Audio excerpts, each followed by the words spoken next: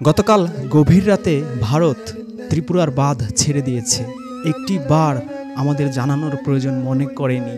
একটু সংবাদ বা সতর্কতা দিলে হয়তো এই অভাগা মানুষদের নিরাপদ দূরত্বে সরিয়ে নেওয়া যেত। বন্যার জলে ভাসছে ফেনী, লক্ষ্মীপুর, কুমিল্লা, চিটাগংয়ের লক্ষ লক্ষ অসহায় মানুষ। মাত্র 10-15 দিন আগেও বাংলাদেশের লক্ষ লক্ষ হিন্দুর উপর অত্যাচার করা হচ্ছে, মুসলিমরা তাদের মেরে ফেলছে, তাদের ঘর বাড়ি মন্দির জ্বালিয়ে পুড়িয়ে দিচ্ছে। এইভাবে মায়াকান্না দেখিয়েছে, অথচ বিবিসি ফ্যাক্ট চেক করে দেখিয়েছে, আল জাজিরা দেখিয়েছে যে এর মধ্যে 7 লক্ষই ছিল মিথ্যা বানোয়াট ভুয়া সংবাদ। যেই হিন্দুদের প্রতি এত মায়াকান্না মমতা দরদ দেখিয়েছে, তারা একটিবার ভাবেনি এই বন্যার ফলে লক্ষ লক্ষ হিন্দুও মারা পড়বে, তাদের ঘর বাড়ি মন্দির ধ্বংস হয়ে যাবে। কি মানবতর জীবনের মধ্যে তারা পর্যবসিত হবে।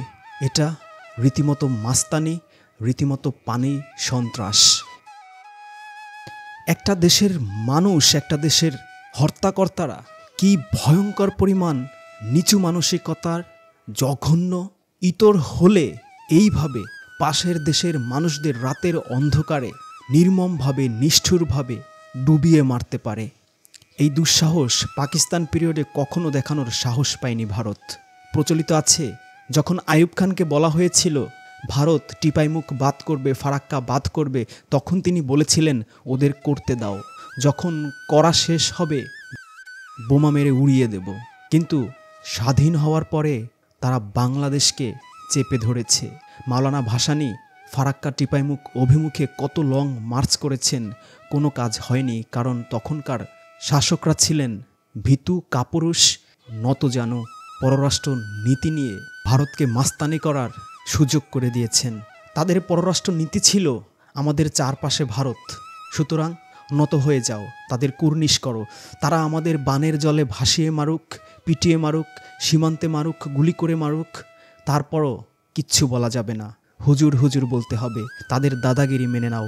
অথচ একটা বাঘের বাচ্চা যদি থাকতো তাহলে ভারতকে বুঝিয়ে দিত যে আমাদের চারপাশে যেমন তোমরা আছো, তোমাদের চারপাশে কিন্তু তোমাদের শত্রুরা আছে।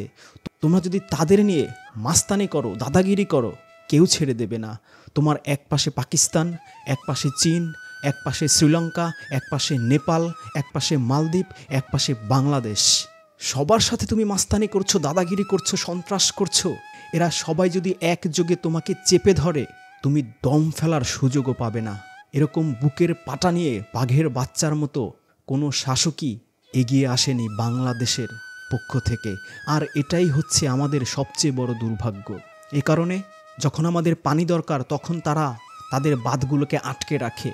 তারা তাদের দেশে ধান চাষ করে, জমি চাষ করে, পেঁয়াজ রসুন আলু সব কিছু ফলায়, আর আমাদের কাছে বিক্রি করে চড়া দামে। অন্যদিকে আমাদের উত্তরাঞ্চলের ডজন ডজন জেলা, হাজার হাজার লক্ষ লক্ষ কোটি কোটি কৃষক পানির অভাবে জমি চাষ করতে পারে না, ফসল ফলাতে পারে না, দুবেলা দুমুঠো ভাতের জোগাড় করতে পারে না। সেজন্য শুধু তারা একাই মরে না, সমগ্র দেশের মানুষই খাদ্য সংকটে ভোগে। উত্তরাঞ্চলকে পুরোপুরি মরুভূমি বানিয়ে দিয়েছে তারা। বাংলাদেশের চারপাশে যতগুলো আন্তর্জাতিক নদী আছে, প্রত্যেকটা নদীতে তারা ড্যাম বসিয়েছে, নইলে বাঁধ বসিয়েছে। এইভাবে দেশের অর্ধেককে তারা মরুভূমি বানিয়ে ফেলেছে। এখানেই শেষ না, আবার যখন বৃষ্টির মৌসুম আসে, এই নির্মম, নিষ্ঠুর, জালিম, অত্যাচারী, জঘন্য মানসিকতার ভারত তাদের সবগুলো ব্যারেজ, সবগুলো বাঁধ খুলে দেয়, বানের জলে আমাদের ডুবিয়ে মারে। যেই জঘন্য কাজ তারা গতকালও করেছে। এর কারণ কি? অনেকে বলছে বাঁধ না খুললে ভারতের ত্রিপুরা ডুবে যেত, তারা বাধ্য হয়ে ছেড়েছে। কি ননসেন্স কথাবার্তা।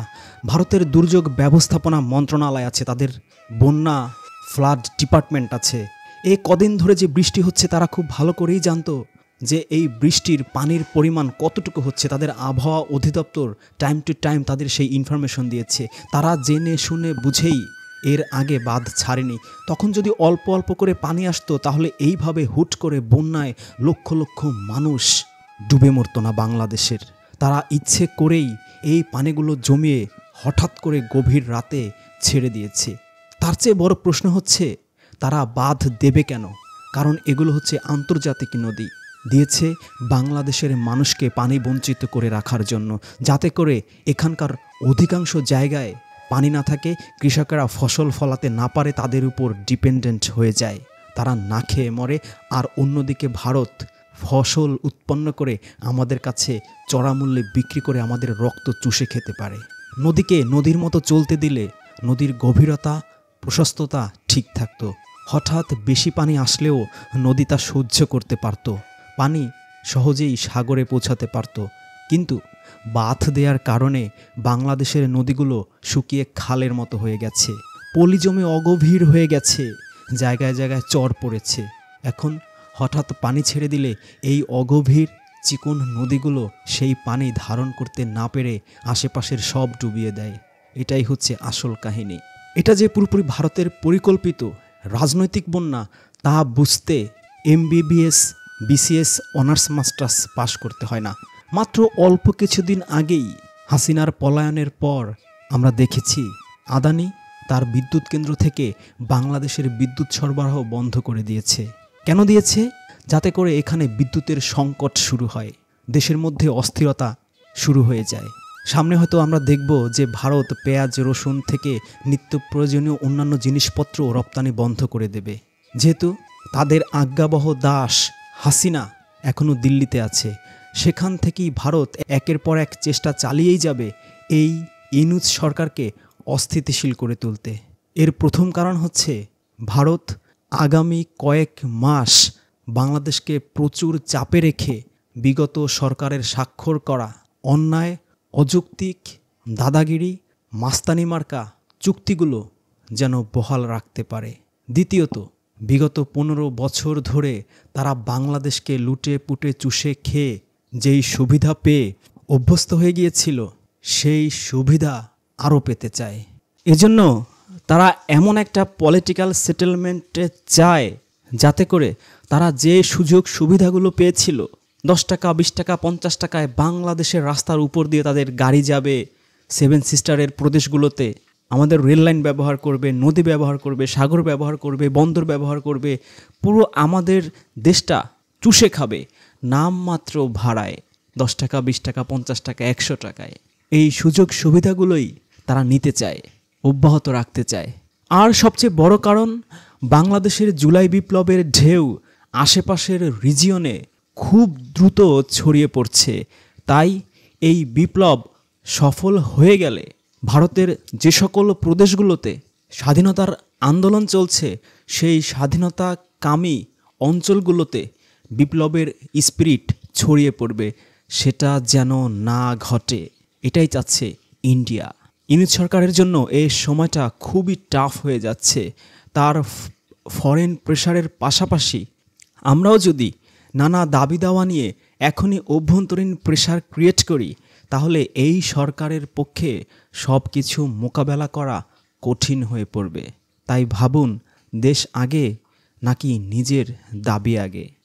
পদ্মা রিভার সিস্টেমের 8টা নদীর 5টাতেই তারা বাদ দিয়েছে। আত্রাইতে লোহাই ড্যাম, ফারাক্কা ব্যারেজ, ভৈরবের কপোতাক্ষ, বেতনা, কোদালিয়া, ইসামতি সব জায়গায়। এতে কি হয়েছে? দেশের মোট স্থলভাগের 37% ক্ষতিগ্রস্ত হয়েছে। দেশের মোট কৃষি উৎপাদনযোগ্য জমির 30% ক্ষতিগ্রস্ত হয়েছে। মাটিতে লবণাক্ততার মাত্রা বেড়েছে 15 DS/MP। অর্থনৈতিক ক্ষতি হয়েছে শুধুমাত্র 76 থেকে 93 সালের মধ্যেই প্রায় 33,000 কোটি টাকা। পানিবাহিত রোগ হয়েছে 90%। ওদিকে ব্রহ্মপুত্র রিভার সিস্টেমে সেখানে 18টা নদীর 12টাতেই ভারত বাদ দিয়েছে। মহানন্দা, করতোয়া, তালমা, পুনর্ভবা, ঘোড়ামারা, তিস্তা, যমুনেশ্বরী, দেওনাই বুড়ি, দুধকুমার, ধরলা, ব্রহ্মপুত্র, জিঞ্জিরাম প্রত্যেকটা জায়গায়। এতে করে উত্তরাঞ্চলের 85% নদী পানিশূন্য হয়ে পড়েছে। যমুনা নদীর যেই প্রশস্ততা ছিল 5 কিলোমিটার তা এখন 1 কিলোমিটারের চেয়েও কম, মাত্র 700 মিটারে এসে ঠেকেছে। তিস্তায় আগে পানি পেতাম ৬,৭১০ কিউসেক, আর এখন পাচ্ছি মাত্র ৩০০ কিউসেক। প্রতি বছর ঢাকার পানির স্তর ২ থেকে ৩ মিটার কমে যাচ্ছে। মেঘনা রিভার সিস্টেমে সেখানে ২৬টা নদীর ১২টাতেই ভারত বাদ দিয়েছে। জাদুকাটা, মনু, জুড়ি, সুরমা, খোয়াই, সোনাই, গোমতী, ধলাই, সোনাই, বরদাল, কুশিয়ারা, পিয়াইন প্রত্যেকটা নদীতে তারা বাদ দিয়েছে। আর এ অঞ্চলের ৬ জেলায় হাওরগুলো পানিশূন্য হয়ে গেছে। ৩৭৩টা হাওর পানিশূন্য হয়েছে। কৃষিখাতে কর্ম হারানোর ঝুঁকিতে আছে ৬০% শ্রমজীবী। হুমকিতে মাছের উৎপাদন বছরে 0.৯৮ মিলিয়ন টন। দেশের মোট বোরো ধানের 14% হুমকিতে পড়ে গিয়েছে। ৮০% টিউবওয়েলে আর্সেনিক এসে পড়েছে। হুমকির মুখে পড়েছে ১৩৫ প্রজাতির মাছ, ২০৮ প্রজাতির পাখি। যদি আমরা খুব দ্রুত সমাধান করতে না পারি, পদ্মা ব্রহ্মপুত্র বেসিন একদম পানিশূন্য হয়ে পড়বে। পরিবেশ বিপর্যয়ে আক্রান্ত হবে নদীর বাংলাদেশ ও ভারত উভয় অঞ্চল। বিপর্যয় নেমে আসবে পুরো কৃষি ব্যবস্থায়।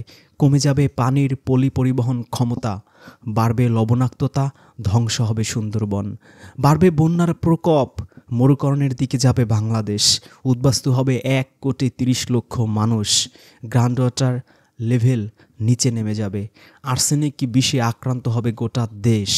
পত্রিকা দেখুন ওদের G24 ঘন্টায় কি লিখেছে টিটকেরি করে। ভারত ছাড়লো জল, হাবুডুবু খেতে খেতে বাংলাদেশের কাতর আরজি।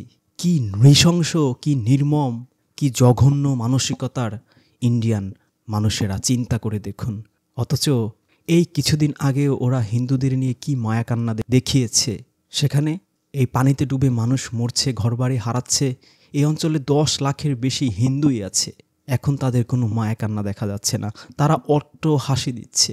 শুধু এখন না, গত বছর অক্টোবরেও গজলডোবা বাঁধ ওরা খুলে দিয়েছিল।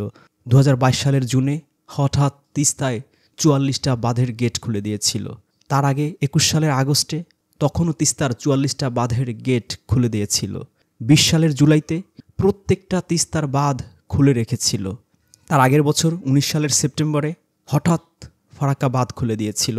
১৮ সালের সেপ্টেম্বরেও শুকনা লেকের বাঁধ হঠাৎ খুলে দিয়েছিল। ১৭ সালের জুলাইতে গজলডোবাতে ৫৪টা গেট খুলে দিয়েছিল। ১৬ সালের আগস্টে ফারাক্কা বাঁধের সব কয়টি গেট খুলে দিয়েছিল। ১৫ সালের আগস্টে খৈতলা বাঁধ দিয়ে পশ্চিমবঙ্গের পানি বাংলাদেশে ঢুকিয়েছিল। মানে প্রত্যেক বছরই ওরা এই যে বর্ষা মৌসুম, জুন, জুলাই, আগস্ট, সেপ্টেম্বর, যখনই ওদের পানি উপচে পড়ে তখনই পানিগুলো ছেড়ে দিয়ে বন্যার জলে ডুবিয়ে মারে অসহায় গরিব মানুষদেরকে। আর যখন আমাদের পানির প্রয়োজন হয় তখন ওরা পানি আটকে রেখে এই অঞ্চলকে মরুভূমি বানিয়ে ফেলে। এজন্যই হয়তো মাওলানা আব্দুল হামিদ খান ভাসানী বলেছিলেন, ভারত আমাদের শত্রু। এই কথাটা যেই প্রজন্ম বুঝতে পারবে তারাই এই জাতির শ্রেষ্ঠ সন্তান।